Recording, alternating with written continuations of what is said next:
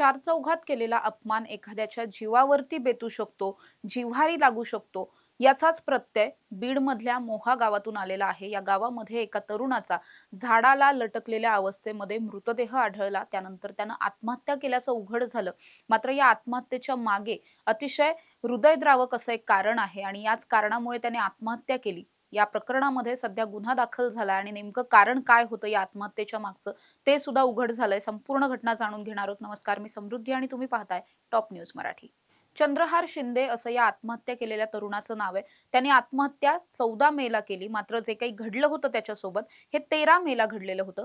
13 मेला असं घडलं की तो ज्या गावामध्ये राहायला होता तिथून जवळच असलेल्या कारेवाडी नावाचा एक परिसर आहे, जिथे लाल मातीचा परिसर म्हणून एक भाग ओळखला जातो. तिथे खूप मोठ्या संख्येने काही लोक जमलेले होते आणि त्याच वेळेस असं घडलं की एक तरुणी होती, ज्या तरुणीनं काहीतरी कारणावरून चंद्रहारच्या कानशिलात लगावली. चारचौघात त्याचा अपमान झालेला होता आणि चारचौघात त्याला मारहाण झालेली होती. त्याला एकच कानाखाली मारली, मात्र ती त्याच्या अक्षरशः हृदयाला लागलेली होती असं आपण म्हणू शकतो. त्या सगळ्याच्या नंतर तो तिथून निघून गेला. मात्र त्याला प्रचंड नैराश्य आलेलं होतं. 4 लोकांमध्ये आपला झालेला अपमान असेल किंवा या तरुणीनं ज्या पद्धतीनं त्याला मारलेलं होतं, हे सगळं त्याच्या प्रचंड जिव्हारी लागलेलं होतं. या सगळ्यातून बाहेर कसं यायचं हे त्याला समजत नव्हतं आणि त्यामुळे तो प्रचंड नैराश्यात गेलेला होता. या सगळ्याच्या नंतर अगदी तो दिवस गेला, मात्र त्या दिवसभरामध्ये सुद्धा त्याच्या मनात नको नको ते विचार येत होते.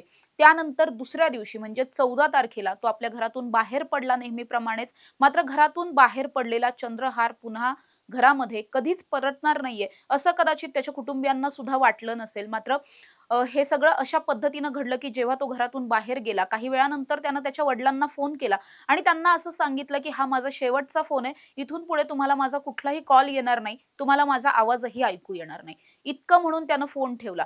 त्यानंतर वडील प्रचंड घाबरलेले होते की हा असं का म्हणतोय. त्यामुळे ते लागलीच घराच्या बाहेर पडले. सगळ्यांनी मिळून त्याला गावामध्ये शोधायला सुरुवात केली. मात्र तो फार काळ सापडतच नव्हता.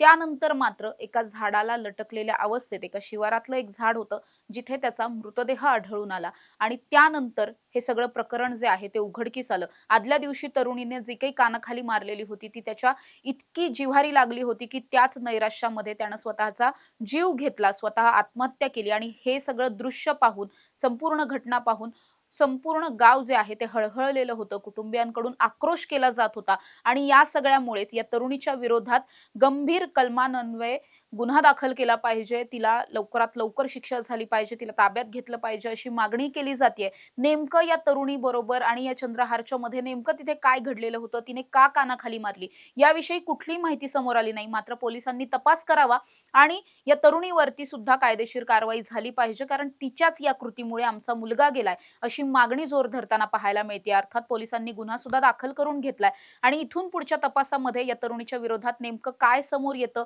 नेमकं काय घडलेलं होतं ज्यामुळे हा सगळा पुढचा जो काही प्रकार घडलाय हे सुद्धा पोलिसांच्या तपासातून कदाचित समोर येईल. अशा ताज्या आणि महत्त्वाच्या बातम्यांसाठी तुम्ही पाहत राहा टॉप न्यूज मराठी. आपला महाराष्ट्र, आपली बातमी. तुमची car, electric panel, data server आगीपासून सुरक्षित आहे का? नाही? मग आजच बसवा F protect temperature activated fire suppression device. यामध्ये आहे eco friendly non toxic pressurised liquid, जे आग लागल्यास क्षणार्धात ऍक्टिव्हेट होऊन आगीवरती मिळवते नियंत्रण.